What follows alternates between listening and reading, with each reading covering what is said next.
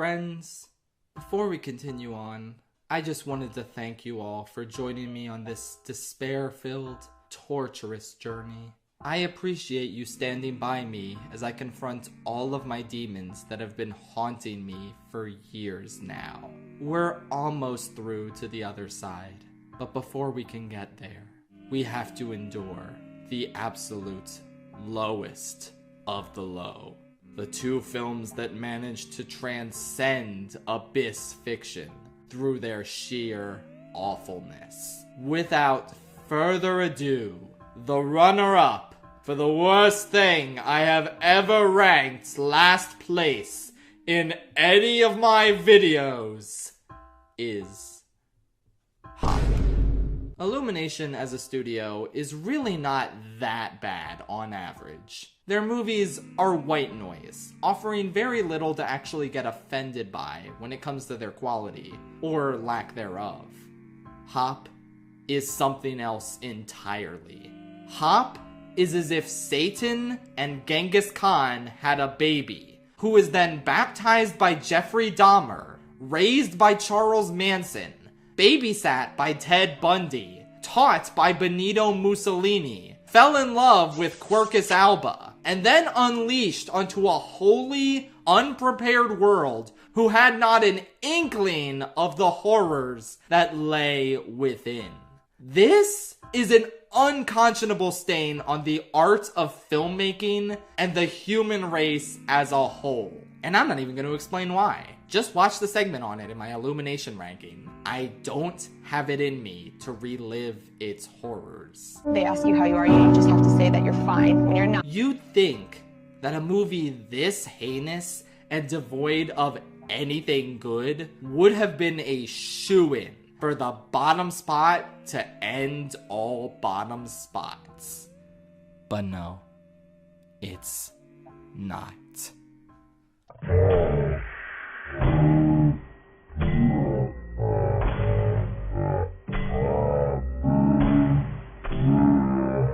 You might have assumed that I had a difficult time determining what the absolute worst thing I've ever covered in a ranking video could possibly be. But I'm gonna be perfectly frank, it wasn't even a contest. I knew immediately that nothing was going to top this. For all of its malaise and malice, for all the ways I thoroughly loathe it beyond all capacity for rational thought, I can give Hop this one thing.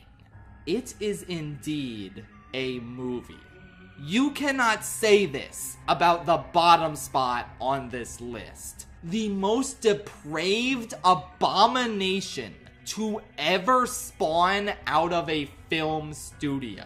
A vile creation so bad that I don't even think G tier accurately captures my thoughts and feelings. This shit belongs in H tier. If ever there was anything on the planet that I would give a 0 out of 10 score to, this would be it. I am speaking, of course, about the one and only Surf's Up 2 Wave Mania. Like I said, this was one of the easiest decisions of my life. This pandering piece of WWE corporate slop literally only exists to suck the metaphorical dicks of these real-life wrestlers. In doing so, Sony zombified the Surf's Up IP, not only not desiring to continue the first film's story for any artistic reasons, but amazingly, not even serving as a cash grab meant to appeal to the original film's fans. This is a Surf's Up movie solely because Sony picked the original film off the shelf, said, "Hey, this is about surfing, which is a sport, so having the WWE in this world is perfect." And then going from there. It was made for absolutely nobody except WWE shareholders and the ego of Vince McMahon. Let me put it to you this way. At least Megamind vs. the Doom Syndicate was conceived, greenlit, and written with the intent to appeal to Megamind fans. They went about it very poorly, but at least it inarguably was meant to expand the Megamind series first and foremost. Surf's Up 2 is not the same thing. Not by a long shot. You do not know true pain, true fury, true despair until you attempt to endure even 1 minute of this abhorrent nightmare. It is beyond irredeemable, and by far the worst thing I've ever been forced to endure for this channel. Let me put it to you another way, in fact. Artemis Fowl is my least favorite movie of all time, mainly because of how thoroughly it butchers a book I have fond, nostalgic memories of, on top of how unpleasant, incompetent, and unengaging it is by its own merits. Yes, I do consider it to be my least favorite film. But from a quality perspective, objectively speaking, Surf's Up 2 is worse. Way worse, in fact. Genuinely, it's impossible for me to come up with something that even compares to its sheer awfulness. I guess some of the homemade movies I watch with my friends on Tubi are technically worse, but they come from an endearing place of misguided but admirable passion, on top of having some funny moments. I had a severe allergic reaction to how horrible Nuki was, but I wouldn't trade the memory of watching it for the first time with my friends for anything in the world. Nothing Surf's Up 2 Wave Mania has ever done or will ever do will ever inspire a single positive feeling in me.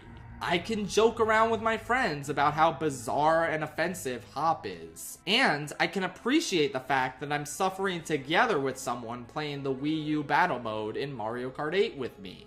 The same is not true for Surf's Up 2. It is everything wrong with the entertainment industry and then some. I loathe it more than words could possibly express. It is my greatest foe. That one vile creature I will never shake the sight of for as long as I live. It has permanently ruined my life, and it didn't even provide me the courtesy of being hilariously bad and memorable. It added nothing to my life. It only took away.